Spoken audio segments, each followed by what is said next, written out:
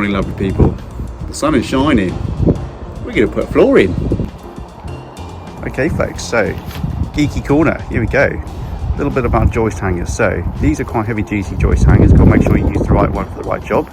You might have seen previously joist hangers that have long straps attached to them and they run up and over timbers that you're fixing to. I don't particularly like those because it can mess up your floor. You've got to grind out bits and pieces and such. So gone for these. They cost a bit more, but they are the right thing for the job.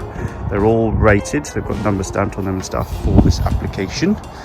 As you can see, they don't actually run up the full length of the joist, and there are tolerances. There are certain joist sizes you can use with these, otherwise you get longer or shorter ones, just to stop when it's in place from tilting around. Now, one of the things you've got to be aware of when you're installing them is you can see obviously it's like a shoe that fits underneath it, but this is going to be the underside of the joist, and that's where your seam is going to fix to. If I tip it up, you can get a better idea.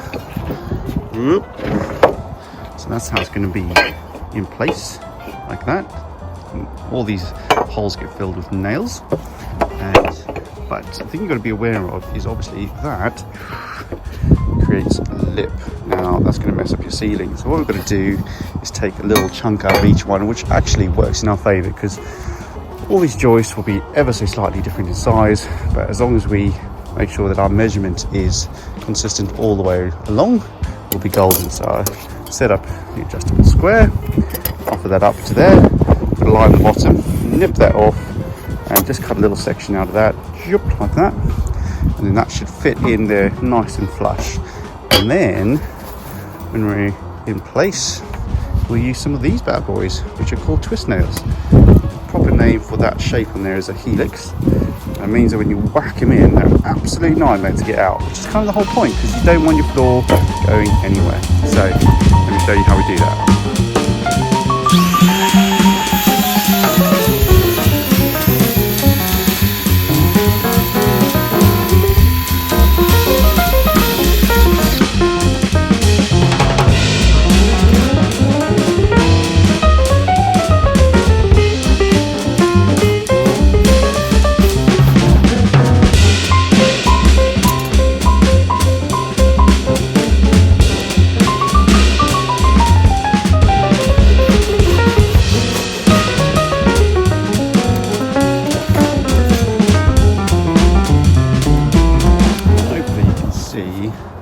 When you sit the hanger on, that's now going to run through flush, or at least not in the way of your plasterboard, and should then finish the right height when you flip it over and fix it to the wall. So that's what we're going to do on all the joists all the way along, just for one side that's going to fix to the ledger.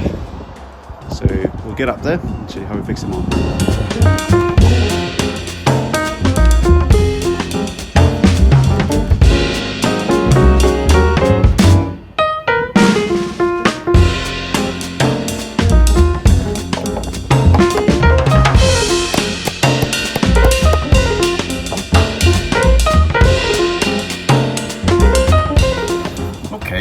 So there you can see it's just sitting there, not nailed in on the sides or anything, so it's still loose, but it is running nice and flush like all the others. No issues at all. So just pinned it in once there, and then what we're doing, we'll run across here to the wall plate. You can see I've marked out where all of these are, and that will sit just there, and we know that they are exactly the same position from here to here because I've traced this wall plate off of that, so we know the position of the joist is exactly the same spacing all the way along. And then what I've done is just set one on that end, and we've squared that off the wall. So we've taken a measurement from there, which is where that wall's going to go up. That's the end of our floor. Measurement from there to there, and then from there to that corner, which still needs to be trimmed, and then we've taken a diagonal from the two corners, and this is what we've ended up with. These are our little numbers. So if you ever thought that you weren't going to use Pythagoras, there it is. So we know that that is squared to the wall, so we can sit our way all the way back and make up any difference against this wall, which might not be bang on, but probably pretty close, knowing us. That's what we're aiming for anyway. So yeah, that's how we hang joists. So we're going to just offer them up all in place, and then we'll run along a line down the side here, and we'll be able to plumb those, cut all those to the same length. And you might also be able to say we've got a giant hanger there that'll take 4 beams all together, and that's what we're going to build our walls off. So it means that the wall has space to come on top of it, be nice and stiff, and then we've got a timber either side to actually pick up the floorboards. Anyway, so as we go, let's get some floor joists in. Stop nattering.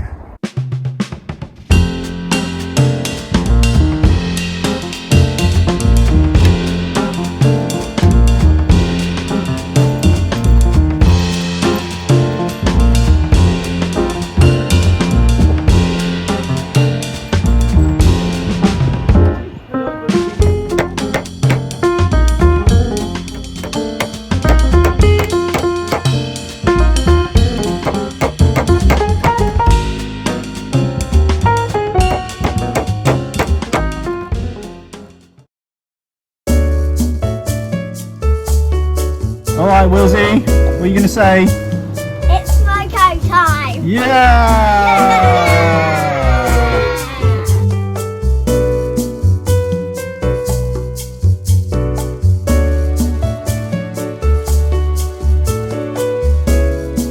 That's the workshop! Well, good day, folks. Welcome to a beautiful sunny day. Expecting a little heat wave this week. And look who's back in the house, folks. Yes, Gregor. Yeah, missed all the lugging of all the blocks and all the bricks, and just turn up for the framing. Yeah, we know you caught a whiff of the framing and just couldn't resist. We know your game, buddy. Anyway, so this is where we've got to. We've loaded out the back today. So it's not true. He's not done any loading. Bless him. Let's be fair. Hard work's not for everyone. Apparently, hard work's not for everyone, but we're giving it a good go. We're pretending anyway. So we've loaded out this morning, and then we had a little smoko with the nephews, which was good. A little extra Monday smoko, which is unheard of. And then we've just been up here sorting out the floors. Got Jason turning up tomorrow, so we should be able to run up the gable walls and finish the blockwork inside. You can see that we mocked up the roof, half of it anyway, just to figure out where our wall plates finish. So, been a good morning. The sun is shining, so we are happy days in the sun. Enough of that rain nonsense from last week. So, anyway, let's see how we get on this afternoon.